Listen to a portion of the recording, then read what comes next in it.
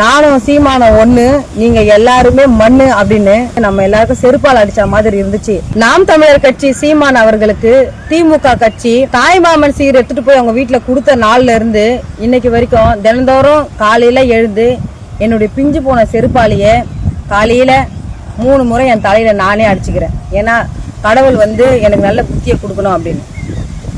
அறிஞர் அண்ணாவை, தந்தை பெரியார் அவர்களை, முத்தமிழ் அறிஞர் டாக்டர் கலைஞர் அவர்களை, அண்ணன் கேப்டன் விஜயகாந்த் அவர்களை நாம் தமிழர் கட்சி சீமான் எவ்வளவு கொச்சையாக விமர்சிச்சிருப்பாருன்னு நம்ம எல்லாருக்குமே தெரியும். அதனாலதான் நம்ம எல்லாருமே திமுக கட்சியை நம்ம ஆதரிச்சோம். ஏன்னா திமுக கட்சி சீமானை தண்டிக்கும் அப்படின்றதுனால.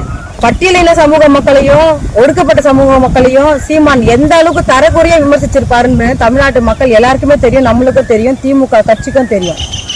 ஆனா திமுக கட்சி அதையெல்லாம் மறந்து தாய்மாமன் சீரை எடுத்துட்டு போய் நாம் தமிழர் கட்சி சீமான் அவர்களுக்கு கொடுத்து, நானும் சீமானம் ஒண்ணு, நீங்க எல்லாருமே மண்ணு அப்படின்னு நம்ம எல்லாருக்குமே செருப்பால் அடிச்ச மாதிரி புத்தியையும் நல்ல பாடத்தையும் நம்ம இன்னைக்கு புகட்டி இருக்காங்க.